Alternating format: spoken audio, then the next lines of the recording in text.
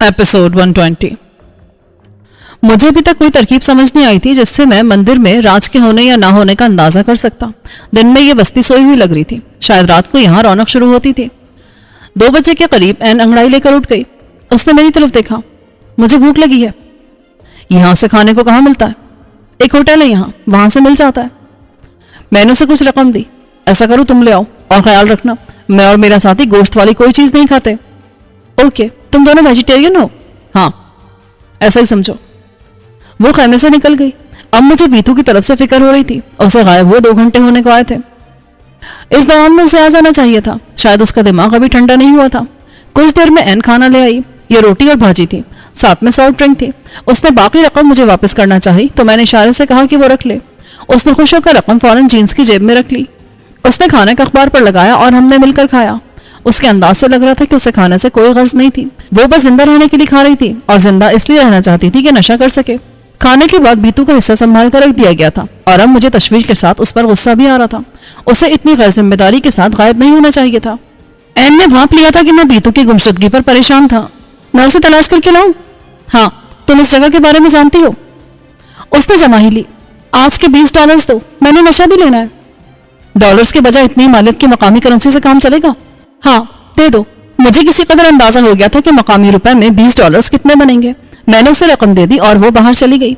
उसके जाने के बाद मैं भी कई बार बाहर गया और ताहद्दे निगाह बीतू को तलाश किया, लेकिन वो कहीं नजर नहीं आया।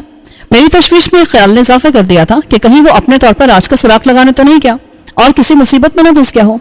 ये जगह उसके लिए बिल्कुल अनजान थी। एन शाम 5 बजे आई। तुम्हारा साथी कहीं नजर नहीं आया। वो अपने लिए हेरोइन ले आई थी और उसने एहतियात से उसे अपने बैग में रख लिया था। तुम कब से हेरोइन का नशा करी हो? यहाँ आने के बाद शुरू किया है। और इससे पहले कौन सा नशा करती थी? चरस और कोकेन। तुमको अंदाजा है कि ये नशे और खासतौर से हेरोइन तुम्हें कितनी तेजी से खत्म कर देगी? अंदाजा है, लेकिन पर्दा किसे है? मैंने अंदाजा लगाया कि वो किसी निचले तबके से ताल्लुक रखती थी और खराब माहौल में पली बड़ी थी। वो तबाही के रास्ते पर जानबूझकर गामजन थी। जाहिर है मेरे लेक्चर से कोई फर्क नहीं पड़ता। मैं उसे लेक्चर देना भी नहीं चाहता था। इसके बजाय मैंने बेहतर समझा कि उससे मंदिर और उसके साथ कच्ची आबादी के बारे में मालूमात हासिल कर लूं। हेरोइन तुमने कहाँ सुनी है? यहाँ बस्ती से मिल जाती है। इतनी आम मिलती कि कोई भी ले जाए और ले आए। ये पूरी बस्ती जराइम पेशा अफराद की है। वहां खुले आम सारे गैर कानूनी काम होते हैं। हर नशा मिलता है, असलहा भी बिकता है। मंदिर के पास ये सब हो रहा है तो हुकूमत नोटिस नहीं लेती? मंदिर ही असल में उनका अड्डा है। वहां से सारे गैर कानूनी काम चलाए जाते हैं। मंदिर की वजह से हुकूमत उन पर हाथ नहीं डाल सकती और मकामी पुलिस को उन्होंने खरीद रखा है। क्या सयाहों को मंदिर में जाने की इजाजत है? हाँ, लेकिन सिर्फ मरकजी हॉल तक। उससे आगे कोई गैर मुताल्लिका फर्द नहीं जा सकता। वहां बहुत खतरनाक नजर आने वाले लोग होते हैं। सच कहूं तो मुझे भी वहां जाते हुए डर लगता है। तुम जा चुकी हो? एक बार जा चुकी हो मिशेल के साथ। मिशेल कौन है? मेरा साथी, तुम्हारा हमवतन। तुमने उससे मेरा जिक्र तो नहीं किया? नहीं, जब मैं अपना सामान लेने गई तो वो गायब था। उससे बात करने का मौका नहीं मिला। अच्छी बात है। मैं स्पेन से इतनी दूर किसी स्पेनिश से मुलाकात करने नहीं आया। ये लोग तो मुझे वहां भी मिल जाते हैं। लगता है तुम तन्हाई की तलाश में निकले हो। मैं तब्दीली की तलाश में निकला हूं। तुम और मिशेल मंदिर क्यों गए थे? पता नहीं, असल में मिशेल वहां किसी राणा चंद्रबाज नाम के आदमी से मिलने गया था। मेरे कान खड़े हो गए। मिशेल की उस शख्स से मुलाकात हुई थी? हाँ, लेकिन मैं अंदर कहीं मिले थे। मैं हॉल में ही रही थी। वहां मौजूद पुजारी मुझे नजरों नजरों में खा जाने की कोशिश कर रहे थे। अब यह शख्स मिशेल मेरे लिए अहमियत इख्तियार कर गया था। उसे राणा चंद्रबाज तक रसाई हासिल थी। अगर कोई गैर कानूनी चक्कर था तो मिशेल दोबारा भी उससे मिल सकता था और मैं भी उसके साथ जा सकता था। लेकिन ये बीतू कहाँ दफन हो गया था? मुझे उसकी मदद की जरूरत थी। मैं उसके बगैर कुछ नहीं कर सकता था। जब तारीकी छा गई और बाहर मशले रोशन होने लगी तो मैंने बाहर जाने का फैसला किया। अब खैमा बस्ती में चहल पहल शुरू हो गई थी। सारा दिन मुर्दे की तरह पड़े रहने वाले कलबलाते हुए अपने खैमों से निकल रहे थे। बाहर जाने से पहले मैंने असलहे वाला वजनी बैग उठा लिया और बीतू का बैग वहीं छोड़ दिया। उसमें सिवाय कपड़ों का कुछ ना था। बाहर शिद्दत की सर्दी थी और शायद दर्जा हरारत मनफी में जा चुका था। बस्ती में जगह जगह अलाव रोशन किए लोग उनके गिर्द बैठे थे और मौसम की सख्ती को आग और नशे से कम करने की कोशिश कर रहे थे। खैमा बस्ती की तरह कच्ची आबादी में भी जिंदगी जाग रही थी।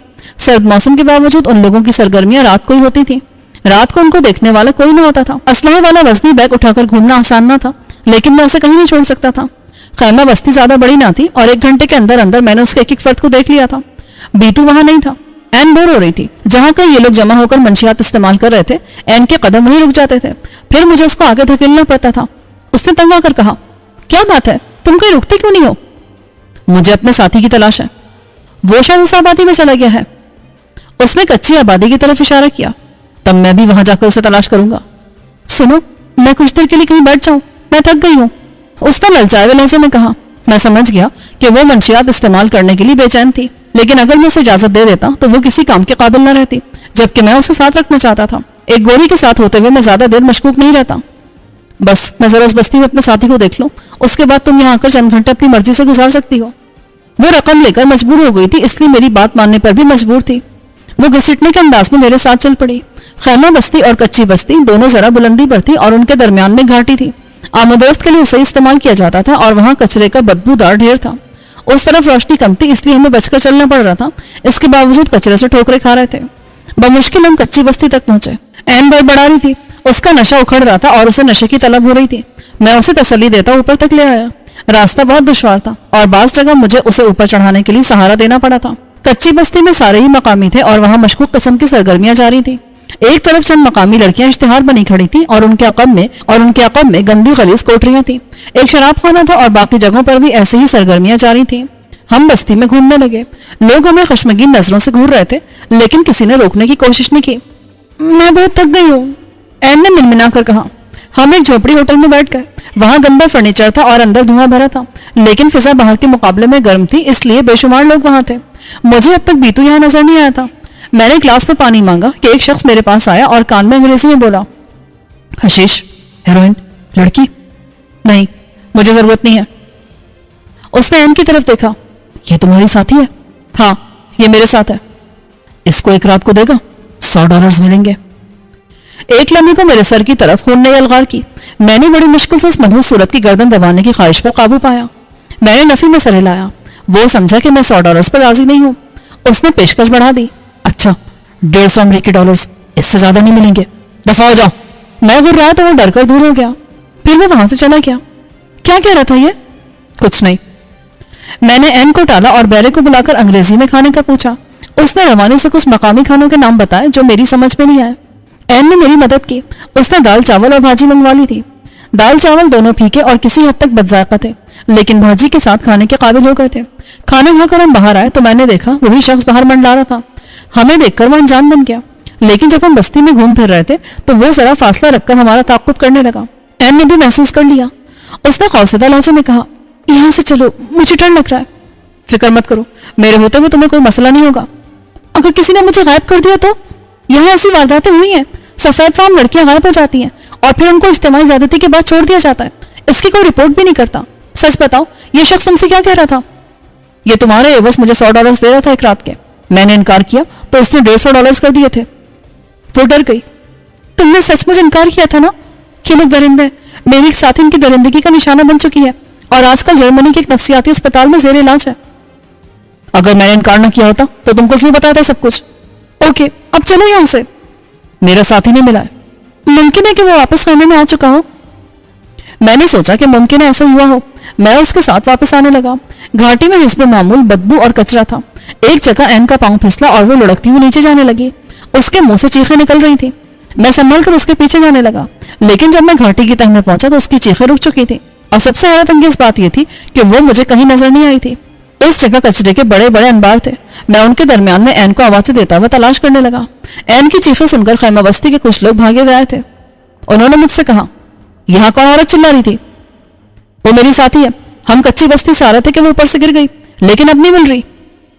اوپر سے آنے والے اپنے ساتھ مشعلیں اور ٹارچیں لائے تھے. وہ ان کی روشنی میں این کو تلاش کرنے لگے. ذرا سی دیر میں انہوں نے پوری گھاٹی کو چھان مارا, لیکن این کہیں نظر نہیں آ رہی تھی. اس کی گمشدگی حیرت انگیز ہی تھی کیونکہ وہ نیچے گری تھی, آسمان کی طرف نہیں گئی تھی. اسے یہی ہونا چاہیے تھا. میں نے ایک پوچھنے والے کو این گروٹرٹ کا نام بتایا تو ایک شخص چونک کر سامنے آیا. اس نے مجھ سے کہا, صبح تک وہ میرے ساتھ تھی. اگر تم نشان ہو تو این نے تمہارے بارے میں بتایا تھا. میں نے اس کی طرف دیکھا. کسی نے کہا کہ ممکن ہے وہ اوپر چلی گئی ہو. ہم اوپر آئے, لیکن این خیمہ بستی میں بھی نہیں تھی. مشیل اس کے لیے سب سے زیادہ مضطرب تھا. اس نے کہا, تم بستی کی طرف کیوں گئے تھے؟ میرا ایک ساتھی ہے جو مقامی ہے اور میرا گائیڈ بھی ہے. وہ یہاں کر غائب ہو گیا تھا. میں اسے تلاش کرنے گیا تھا. مشیل نے ارد گرد دیکھا اور پھر مجھے بازو سے پکڑ کر ایک طرف لے گیا. تم کہاں سے تعلق رکھتے ہو؟ چونکہ یہاں این نہیں تھی اس لیے میں بڑی آسانی سے امریکن بن گیا. میرے پاس ڈالرز تھے. ضرورت پڑنے پر میں ثابت کر سکتا تھا. اب میں انگریزی بھی امریکنوں کی طرح بگاڑ کر بول رہا تھا۔ میری طرف سے مطمئن ہونے کے بعد اس نے کہا، کیا کسی نے تم لوگوں کا تعاقب کیا تھا؟ صرف تعاقب نہیں کیا تھا بلکہ ایک شخص نے مجھے آفر بھی کی تھی کہ میں این کو ایک رات کے لیے اس کے حوالے کر دوں تو وہ اس کے بدلے میں مجھے $100 دے گا۔ میرے انکار پر اس نے رقم بڑھا کر 150 کر دی تھی۔ میشیل نے اضطراب سے کہا، وہ دبلا سا مقامی تو نہیں تھا، سرخ بالوں والا؟ میں نے اقرار میں سر ہلایا، وہی تھا۔ پھر جب ہم بستی میں اپنے ساتھی کو تلاش کر رہے تھے تو اس نے ہمارا تعاقب بھی کیا تھا، لیکن وہ ہمارے قریب نہیں آیا تھا۔ کہ وہی ہے، اس نے مجھ سے بھی بات کی تھی لیکن میں نے اس کے منہ پہ گھوسا دے مارا تھا۔ میشیل نے جوش سے کہا، تمہارا کیا خیال ہے کہ این کی گمشدگی میں اس کا ہاتھ ہے؟ میشیل نے ایک بار پھر چاروں طرف دیکھا، پھر دبے دبے لہجے میں بولا، وہ شخص کچھ نہیں ہے، اصل شخص رانا چندر باز ہے، یہ اسی کا آدمی ہے۔ اگر این کو اغوا کیا گیا ہے تو یہ اسی شخص کا کام ہے۔ تمہارا مطلب ہے کہ این کو اصل میں رانا چندر باز نے اغوا کرایا ہے؟ ہاں، مجھے پورا یقین ہے۔ کیا تم اس سے کبھی ملے ہو؟ ایک بار اس نے مجھے این کے سلسلے میں بلایا تھا جب میں نے اس کے آدمی کے منہ پر گھونسا مارا تھا، اور پھر اس نے مجھے پیشکش کی تھی کہ اگر میں این کو اس کے حوالے کر دوں تو وہ مجھے منہ مانگی رقم دے گا۔ مجھے اس کی بات پر یقین نہیں آ رہا تھا۔ این اس کی محبوبہ نہیں تھی، بس دونوں کے ساتھ وقتی ضرورت کے تحت تھا۔ وہ رانا جیسے خطرناک آدمی کی پیشکش ٹھکرا رہا تھا جو این کو غائب بھی کر سکتا تھا، اور این اس کی ذمہ داری بھی نہیں تھی۔ وہ اسے چھوڑ کر میرے پاس آئی تھی تو میشیل کوئی اعتراض نہیں کر سکتا تھا۔ تم نے انکار کر دیا؟ شاید نہ کرتا، کیونکہ این سے میرا ایسا کوئی تعلق نہیں ہے، لیکن مجھے ایک چیز نے روک دیا تھا۔ کس چیز نے؟ این ایک بہت بڑے جرمن صنعتکار کی اکلوتی بیٹی ہے، اس کا باپ ارب پتی ہے۔ مجھے یقین نہیں آیا۔ میں نے کچھ ہلگے والی یہ لڑکی ایک ارب پتی صنعتکار کی بیٹی تھی اور وہ یوں پھر رہی تھی۔ تم سچ کہہ رہے ہو؟ ہاں، کارگل روٹر جرمنی کے 10 امیر ترین افراد میں سے ایک ہے۔ اس کا الیکٹرانکس اور آئرن مل کا بہت بڑا بزنس ہے۔ پھر اس کی بیٹی یہ یہاں سے کیوں پھر رہی ہے؟ یہ اس سے نفرت کرتی ہے کیونکہ کارل اسے اس کی مرضی کے مطابق زندگی گزارنے کی اجازت نہیں دیتا۔ یہ عملاً قید رہتی ہے اور ایک بار موقع پا کے گھر سے بھاگ نکلی۔ اس کے باپ نے کوشش کی اور اسے یہاں نیپال میں تلاش کر لیا۔ اس کے ایک آدمی نے مجھ سے رابطہ کیا تھا اور اس نے مجھ سے کہا تھا کہ میں این کو اپنے ساتھ رکھوں۔ اس کے بعد میں کیسے جرأت کر سکتا تھا کہ این کو میری وجہ سے کوئی نقصان ہو؟ اس صورت میں بہتر ہے کہ تم اس کے باپ کو اطلاع کر دو کہ وہ غائب ہو گئی ہے۔ وہ اتنا ہی دولت مند ہے تو اپنی بیٹی کو خود تلاش کروا لے گا۔ وہ تو کروا لے گا لیکن وہ مجھے چھوڑے گا نہیں اور تمہیں بھی نہیں چھوڑے گا۔ مجھے کیوں؟ میں تو ان کے بارے میں کچھ جانتا بھی نہیں تھا۔ لیکن جب وہ غائب ہوئی تو تمہارے ساتھ تھی۔ ہاں، لیکن اس کا مطلب یہ نہیں کہ مجھ پر اس کی کسی قسم کی ذمہ داری عائد ہوتی ہے۔ البتہ میں انسانی ہمدردی کی بنیاد پر اسے تلاش کرنے میں مدد دے سکتا ہوں۔ وہ کیسے؟ تم نے بتایا کہ یہ کام رانا چندر باز کا ہے اور وہ مندر میں آتا ہے، تو این بھی وہیں ہوگی۔ ہم اسے بازیاب کرانے کی کوشش کر سکتے ہیں۔ تمہارا مطلب ہے کہ ہم مندر میں گھسیں گے؟ اس کے سوا اور کیا راستہ ہے ہمارے پاس؟ یا تو تم این کے باپ کو بتا دو۔ نہیں، وہ کام کیا؟ میں نے محسوس کیا کہ وہ اس معاملے میں کچھ زیادہ ہی پریشان تھا، اور شاید این کے باپ سے زیادہ اسے پولیس کے پاس جانے سے ڈر لگ رہا تھا، ورنہ اس کا سیدھا راستہ تو یہی تھا۔ اگر وہ پولیس کے پاس جانے سے ڈر رہا تھا تو اس کا مطلب تھا کہ وہ کسی اور غیر قانونی کام میں ملوث تھا۔ کارل کا آدمی کہاں ہے جس نے تم سے رابطہ کیا تھا؟ اس نے سوال کا جواب دینے میں کچھ تامل کیا۔ وہ کل شام اسے کسی نے مار پیٹ کر زخمی کر دیا تھا، وہ اس وقت اسپتال میں ہے۔ کہاں مارا پیٹا تھا؟ کھٹ منڈی میں۔ یہ تو پولیس کیس ہو گیا؟ ہاں، حملہ نے اس کی کئی ہڈیاں توڑ دی تھیں۔ کیا کارل کے پاس بس یہی ایک آدمی ہے؟ فی الحال تو یہی ہے، اگر اس نے کسی اور کو روانہ نہ کر دیا ہو تو۔ اگر ہم نے این کو رانا چندر باز کے جنگل سے نہیں نکالا تو سمجھ سکتے ہو کہ وہ اس کا کیا حشر کرے گا۔ میشیل پریشان نظر آنے لگا۔ ہاں، میں جانتا ہوں رانا چندر باز اور اس کے آدمی عورت کے معاملے میں درندے ہیں، وہ این کا برا حال کر دیں گے۔ تب ہمیں مندر میں جانا ہوگا۔ نہیں، وہاں جانا آسان نہیں ہے، وہاں رانا کے درجنوں کے حساب سے مسلح ساتھی موجود ہوتے ہیں، وہ کسی کو اندر جانے نہیں دیتے۔ ہم ان سے اجازت لے کر نہیں، چھپ کر جائیں گے۔ چھپ کر؟ وہ کیسے؟ ایک بات بتاؤ، جب این نیچے گری اور تم لوگوں نے اس کی چیخیں سنی تو تم لوگ کتنی دیر میں نیچے آ گئے تھے؟ مشکل سے 1 منٹ لگا تھا، کیونکہ ہم گھاٹی کے کنارے پر ہی بیٹھے تھے۔ تو اس کا مطلب ہے کسی نے این کو اغوا کیا ہے، تو وہ اسے اٹھا کر اوپر لے گیا ہوگا، کچی بستی کی طرف۔ بالکل، وہ اسی طرف لے گیا ہوگا، کیونکہ دوسری طرف سے تو ہم آ رہے تھے۔ میں سوچ میں پڑ گیا، کوئی انسان این کو لے کر اوپر جاتا تو وہ کتنی جلدی کرتا؟ 2-3 منٹ سے پہلے اوپر نہیں جا سکتا تھا، جبکہ اتنی دیر میں گھاٹی میں مشعلیں روشن ہو گئی تھی۔ تو کیا این وہی گھاٹی میں کہیں تھی؟ مگر اوپر سے آنے والوں نے چپا چپا چھان مارا تھا، وہ کہیں نہیں مل رہی تھی۔ اب مجھے خیال آیا کہ جس وقت این نے گرتے ہوئے چیخیں ماری تھی تو خیمہ بستی سے لوگ آ گئے تھے، لیکن کچی بستی کی طرف سے کسی نے جھانک کر بھی نہیں دیکھا تھا۔ تو کیا انہوں نے چیخیں نہیں سنی تھی؟ یہ ممکن ہی نہیں تھا۔ این کی چیخیں دور تک سنائی دی گئی ہوں گی، اس کا مطلب یہ بھی تھا کہ بستی والوں کو ان چیخوں کی توقع تھی، اس لیے کسی نے جھانک کر نہیں دیکھا۔ میشیل میری طرف دیکھ رہا تھا، میں سوچ رہا تھا کہ اسے یہ بات بتاؤں یا نہیں۔ وہ مجھے کچھ مشکوک سا لگ رہا تھا. اسے این کی پرواہ نہیں لگ رہی تھی. وہ کسی اور وجہ سے ڈرا تھا. کارل سے ڈر مجھے مصنوعی لگا. وہ اس بات پر بھی راضی نہیں تھا کہ ہم مندر میں جائیں. میں نے مناسب سمجھا کہ میں ظاہر کروں کہ مجھے اس کی کوئی پرواہ نہیں ہے. اس لیے میں نے بھی اچانک معاملے سے لاتعلق اختیار کر لی. تم ٹھیک کہہ رہے ہو مشل. میں بلا وجہ اس معاملے میں ملوث ہو رہا ہوں. میری بلا سے این کے ساتھ کچھ بھی ہو. شاید ہمیں اس معاملے میں دخل بھی نہیں دینا چاہیے. اس نے فوراً میری تائید کی. اب میں سمجھا وہ اس بات پر پریشان تھا کہ کہیں میں معاملہ پولیس تک نہ لے جاؤں. اس لیے جب میں نے لاتعلق اختیار کی تو اس نے سکون کا سانس لیا. اسے چھوڑ کر میں اپنے خیمے کی طرف بڑھ گیا. مجھے یقین تھا کہ بیتو وہاں نہیں ملے گا اور ایسا ہی ہوا. اب مجھے یہ یقین بھی ہو گیا تھا کہ بیتو کسی مشکل میں پھنس گیا ہے. اس نے اپنے طور پر کچھ کرنے کی کوشش کی تھی اور کسی مشکل میں گرفتار ہو گیا تھا. اس کا بیگ وہیں موجود تھا. کسی نے اسے چھیڑنے کی کوشش نہیں کی تھی. میرے بیگ میں اسلحہ موجود تھا اور اس میں 2 رائفلیں اور 2 ہی پستول تھے. میں نے ایک چھوٹی AK-44 رائفل منتخب کی. میرے پاس جو رائفل تھی اس کا دستہ چھوٹا سا تھا اور میں اسے بآسانی اپنی جیکٹ میں چھپا سکتا تھا. اس کے ساتھ ہی میں نے 2 پستول رکھ لیے اور ان کے فاضل میگزینز جیکٹ کی جیبوں میں آ گئے تھے. دوسری رائفل میں نے بیگ میں رکھ دی. شارٹ گن لے جانا بھی بیکار ہوتا اس لیے اسے بھی بیگ میں چھوڑ دیا. میں بیگ نہیں لے جا سکتا تھا. یہ بوجھ بن جاتا اور پھر شاید میں یہاں واپس بھی نہ آتا. اگر مجھے ویتو اور راج مل جاتے تو میں ان کو لے کر کھٹمنڈو کی طرف نکل جاتا. اب میں رات گہری ہونے کا انتظار کر رہا تھا. میں رات 10 بجے باہر آیا. سردی عروج پر تھی اور اس کے ساتھ ہی منشیات کے عادی افراد نشے میں بہت عروج پر محو پرواز تھے. وہ پاگلوں کی طرح ہنس رہے تھے اور گالیاں دے رہے تھے. کہیں ٹکے بنائے جا رہے تھے جن کی خوشبو فضا میں پھیلی ہوئی تھی. میں اس ٹولی کی طرف بڑھا جس میں مشیل تھا. قریب جانے کے بجائے میں نے دور سے دیکھا. مشیل ان لوگوں میں موجود تھا اور شاید وہ بھی نشے میں تھا. مگر ساتھ ہی وہ مڑ مڑ کر بار بار اوپر مندر کی طرف بھی دیکھتا تھا.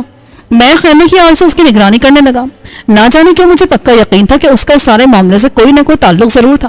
وہ مجھے شروع سے ہی مشکوک لگ رہا تھا. اسی وجہ سے میں نے اس کی نگرانی کرنے کا سوچا تھا.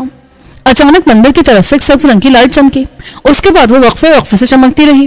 ایک بار مشیل نے پلٹ کر دیکھا اور چونک گیا. مگر اس کے بعد وہ انجان بن گیا. اس نے دوبارہ مندر کی طرف نہیں دیکھا. اس کے 1 منٹ بعد وہ اٹھا اور بظاہر کسی حاجت کی وجہ سے گھاٹی کی طرف بڑھا. وہ اپنی پتلون کی زپ کھول رہا تھا. میں اس سے ذرا فاصلے پر رہتے ہوئے اس کے ساتھ ساتھ گھاٹی کی طرف بڑھا. ایک خیمے کی آڑ سے اسے گھاٹی میں اترتے دیکھا. میں بھی کنارے پر پہنچا تو وہ کہیں کسی موزوں پوسٹ میں بیٹھنے کی بجائے تیزی سے گھاٹی کے دوسرے سرے کی طرف جاتا نظر آیا. میں نے اس کے تعاقب میں جانے کی کوشش نہیں کی کیونکہ مجھے معلوم تھا کہ وہ کہاں جا رہا ہے. کچھ دیر بعد وہ گھاٹی کا سرا چڑھ کر نظروں سے اوجھل ہو گیا. اس کے جاتے میں نیچے اترا اور اندازے سے اس جگہ تک آیا جہاں عین گری تھی. میں ہر ممکن حد تک خاموشی سے حرکت کر رہا تھا اور میری کوشش تھی کہ مجھے یہاں کوئی دیکھ نہ پائے. میرے پاس ایک چھوٹی سی ٹارچ تھی جس کی روشنی زیادہ دور تک نہیں جاتی تھی. اس کی مدد سے میں زمین کا معائنہ کرنے لگا. اصل میں مجھے شبہ تھا کہ اس گھاٹی میں کوئی خفیہ راستہ تھا جو اوپر کہیں جاتا تھا اور عین کو اسی کی مدد سے یہاں سے لے جایا گیا تھا. اس کے علاوہ مجھے ایسا کوئی طریقہ سمجھ نہیں آ رہا تھا جس کی مدد سے کوئی عین کو سب کی نظروں میں آئے بغیر یہاں سے لے جا سکتا. کچرے کے ڈھیر چھپنے میں تو معاونت کر سکتے تھے لیکن اگر کوئی گھاٹی میں حرکت کرتا تو وہ نظر آ جاتا. مجھے زیادہ شبہ کچی بستی کی ڈھلان والی سمت پر تھا. اس طرف بعض جگہ سے ڈھلان بالکل سیدھی تھی اور کسی دیوار کی طرح اوپر چلی گئی تھی. یہاں جھاڑیاں اور درخت بھی خاصے تھے. ڈھلان میں ایک جگہ منتخب کر کے میں اوپر چڑھنے لگا. سہارے کے لیے میں جھاڑیاں پکڑ رہا تھا. گھاٹی کی طرف سے کوئی 20 فٹ کی بلندی پر میں نے ایک جھاڑی پکڑی تو وہ اچانک ہی گھوم گئی. میں گرتے گرتے بچا. تب میں نے دیکھا کہ جھاڑی ڈھلان پر جہاں لگی تھی وہاں اب ایک خلا تھا اور جھاڑی کو بڑی مہارت سے خلا کے اوپر ایک گھومنے والے دروازے میں اس طرح سے لگایا گیا تھا کہ باہر سے دیکھنے سے قطعی شبہ نہیں ہوتا تھا کہ جھاڑی مصنوعی ہے. اگر میری گرفت مضبوط نہ ہوتی تو شاید میں نیچے گر جاتا. میں نے حواس بحال رکھے اور پہلے ٹارچ سے اندر روشنی کی. میرا خیال تھا کہ اندر کوئی بڑا خلا ہوگا لیکن یہ تو بہت چھوٹی سی جگہ تھی. جب مجھے اطمینان ہو گیا کہ اندر کوئی نہیں ہے تو میں جھاڑی کا سہارا لے کر اس خلا میں داخل ہوا. یہ چھوٹا سا کچا خلا تھا. اس میں کھڑے ہونے کی جگہ بھی مشکل سے تھی. میں نے ٹارچ سے روشنی کی تو مجھے اوپر کی طرف ایک تنگ زینہ جاتا نظر آیا. اسے سیمنٹ سے لیپ پوت کر خود ہی بنایا گیا تھا کیونکہ اس کے بنانے میں اناڑی پن نمایاں تھا. قدمچے چھوٹے بڑے اور ناہموار تھے. زینہ بھی خاصا سیدھا جا رہا تھا. میں اس پر چڑھنے لگا لیکن اس سے پہلے میں نے مصنوعی جھاڑی والا دروازہ اندر سے بند کر دیا. اسے اندر سے بند کرنے والا کھٹکا تھا لیکن وہ شاید کھلا رہ گیا تھا اور اسی وجہ سے مجھے اس راستے کا سراغ مل گیا تھا. میں نے پستول نکال لیا کیونکہ اس چھوٹی سی جگہ پر پستولی کارآمد ہو سکتا تھا. زینہ بہت بلندی پر کہیں نکل رہا تھا.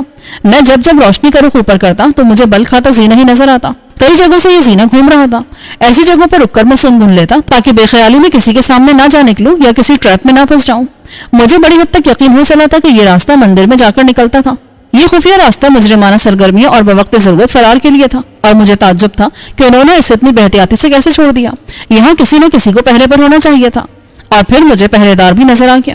میری خوش قسمتی کہ وہ سیڑھی پر بیٹھے بیٹھے ایک دروازے سے ٹیک لگا سو رہا تھا. اگر وہ جاگ رہا ہوتا تو ٹارچ کی روشنی دیکھ کر بہت پہلے ہوشیار ہو جاتا. میں نے پہریدار کو کوئی موقع دیے بغیر ناک آؤٹ کر دیا. اس کے سر پر 2 مرتبہ ضرب لگانے کا نتیجہ تسلی بخش نکلا. وہ بنا آواز نکالے بے ہوش ہو گیا. اس کے پاس ایک دیسی ساختہ پستول تھا جو میں نے نیچے زینے پر اچھال دیا. پہریدار کے لیے بھی میں نے یہی سوچا تھا کہ اسے نیچے پھینک دوں، مگر وہ انسان تھا، صحیح سلامت نیچے نہیں جا سکتا تھا. میرے دل نے گوارا نہیں کیا، اس لیے میں نے اسے سیڑھی پر لٹا دیا. دروازہ کھلا تھا. اس میں ایک ایسا کھٹکا لگا جو دونوں طرف سے کھولا جا سکتا تھا. میں نے اسے کھینچا اور دروازہ کھول کر اس کی جھری سے اندر جھانکا. مجھے ایک راہداری نظر آئی، لیکن کوئی آدمی نظر نہ آیا، نہ ہی کسی قسم کی کوئی آواز تھی. میں کچھ دیر سنگن لیتا رہا، پھر باہر آیا. یہ ایک راہداری تھی جس کے دوسرے سمت ایک دروازہ تھا. میرا اندازہ تھا کہ میں مندر میں آ چکا ہوں. میں نے یہ دروازہ کھولا تو سامنے ایک ہال تھا جس میں بے شمار ستون تھے اور ایک طرف دیوار کے ساتھ مہاتما بدھ کا مجسمہ رکھا تھا. یہاں بھی کوئی نہیں تھا. میں نے پستول ہاتھ میں رکھا لیکن رائفل جیکٹ تلے سے نکال کر شانے سے لٹکا لی تھی. میں ہال کے اندر آیا اور سمجھنے کی کوشش کرنے لگا کہ مجھے اب کس طرف کا رخ کرنا چاہیے. اچانک ایک طرف سے 2 افراد کے بولنے کی آواز آئی. میں لپک کر ایک ستون کی آڑ میں ہو گیا. یہ کوئی 2 فٹ قطر کا ستون تھا جس کے پیچھے میں چھپ سکتا تھا. آنے والے دونوں افراد نے بدھ بھکشو جیسا لباس پہن رکھا تھا، لیکن ان کے ہاتھ میں شراب کی بوتلیں تھیں. وہ نشے میں لگ رہے تھے. وہ مقامی زبان میں کچھ کہتے اندر ایک کمرے میں غائب ہو گئے. ان کے جاتے ہی میں اس طرف بڑھا جہاں سے وہ آئے تھے. یہ ایک اور راہداری تھی اور اس میں دونوں طرف کمرے تھے. کمرے باہر سے بند تھے. میں نے باری باری ان کو کھول کر دیکھنا شروع کیا. تیسرا کمرہ کھولا تو مجھے اندر ایک آدمی فرش پر بچھی چٹائی پر اوندھے منہ پڑا نظر آیا. اس کی پشت زخموں سے بھری ہوئی تھی. اس نے اس سرد موسم میں بھی صرف پتلون پہن رکھی تھی. میں دروازہ بند کر کے اندر آیا اور اس شخص کو سیدھا کیا. پہلے تو مجھے لگا کہ وہ مر گیا ہے، لیکن اس کی پشت میں ہلکی سی جنبش نظر آئی تھی. میں نے ہاتھ بڑھا کر اسے سیدھا کیا تو وہ بے ساختہ کراہا. یہ دیکھ کر مجھے دھچکا لگا کہ وہ راج تھا. صرف پشت ہی نہیں، اس کا پورا جسم بھی مارنے، کٹ لگانے اور جلانے کے زخموں سے بھرا ہوا تھا. سیدھا کرنے سے اسے تکلیف ہوئی تھی، لیکن وہ ہوش میں آ گیا تھا. اس نے اپنی سوج جانے والی آنکھیں کھول کر مجھے دیکھا. کچھ دیر تک مجھے یوں لگا جیسے وہ مجھے پہچاننے کی کوشش کر رہا ہوں. پھر اس نے آہستہ سے کہا، تم آ گئے؟ میں خواب تو نہیں دیکھ رہا؟ ہاں، مجھے دیر ہوئی لیکن میں آ گیا. اب میں تم کو یہاں سے لے جاؤں گا. میں نے اس کا ہاتھ تھاما. وہ نفی میں سر ہلا کر بولا، نہیں، میں مرنے والا ہوں. انہوں نے مجھ پر تشدد کی حد کر دی. وہ تو میں بھی دیکھ رہا تھا، لیکن میرے حساب سے سارے سطحی زخم تھے جو ہفتہ 10 دن کے علاج کے بعد بھر جاتے. میں نے اسے تسلی دی، یہ سارے عام سے زخم ہیں، بس ان کی تکلیف زیادہ ہے، تم ٹھیک ہو جاؤ گے. یہ بتاؤ یہ کتنے لوگ ہیں؟ بہت زیادہ، بہت ہے، 1 درجن سے بھی زیادہ. وہ سب بہت ظالم ہیں. تم نے یہاں میرے ساتھی ویدو کو دیکھا ہے؟ نہیں، میں تو کل سے اس جگہ پڑا ہوں. انہوں نے پانی تک نہیں دیا. پلیز مجھے پانی پلا دو. میں تلاش کر کے لاتا ہوں. میں باہر نکلا تو میرا خون کھول اٹھا. بے شک راج کوئی اچھا آدمی نہیں تھا، لیکن وہ انسان تو تھا.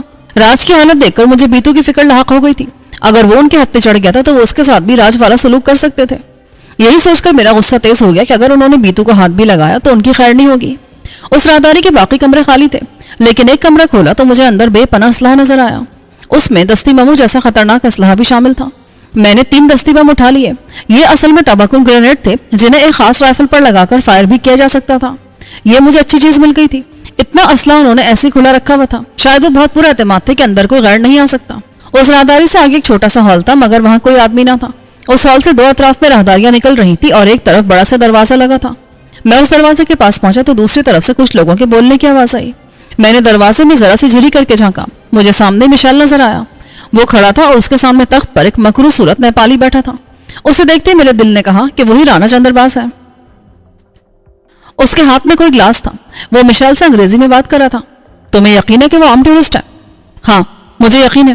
وہ ہمارے لیے کسی طرح خطرہ نہیں ہے. یہ بتاؤ میرے کام کا کیا بنا؟ مال کب ملے گا؟ مل جائے گا. اتنی جلدی بھی کیا ہے؟ میں نے منگوایا ہے، بس آنے ہی والا ہے. تم 1 ہفتے سے یہی بات کر رہے ہو. میری ساری جمع پونجی ختم ہو چکی ہے اور مجھے واپس بھی جانا ہے. ابھی میں نے تمہارا کام کر دیا ہے. کام تو میرے آدمیوں نے کیا ہے. وہ اسے اٹھا کر یہاں تک لائے ہیں. یہ رزق تو میرا ہے. کوئی دنیا کا گورا کسی کونے میں مشکل میں پڑ جائے تو ساری دنیا میں شور مچ جاتا ہے. مگر اسے یہاں لانے والا تو میں تھا، ورنہ وہ اس ویرانے میں آنے کے لیے تیار نہیں تھی. میرا دماغ خراب مت کرو. تم سے کہہ دیا نا کہ مال ابھی آ رہا ہے. جب آ جائے گا تو میں تم کو بلا لوں گا. اب دوبارہ اس طرف مت آنا. وہ شخص تو پولیس کے پاس جا رہا تھا، لیکن میں نے اسے روک لیا. مشیل کا لہجہ معنی خیز ہو گیا. تو جانے دیتے، پولیس میرا کچھ نہیں بگاڑ سکتی. رانا نے کہا اور کسی کو اشارہ کیا. ایک شخص سامنے آیا اور اس نے مشیل کو بازو سے پکڑ کر تقریباً کھینچ کر وہاں سے لے جانے کی کوشش کی. مشیل نے کچھ کہنا چاہا پر اسے موقع نہ ملا. ان لوگوں کی باتوں سے یہ تو ثابت ہو گیا تھا کہ عین رانا کے پاس تھی اور مشیل نے اسے اپنے کسی مفاد کی تکمیل کے لیے رانا کے حوالے کیا تھا. لیکن اب رانا اسے بھی دھوکہ دے رہا تھا اور اس کا مطالبہ پورا کرنے سے ہچکچا رہا تھا.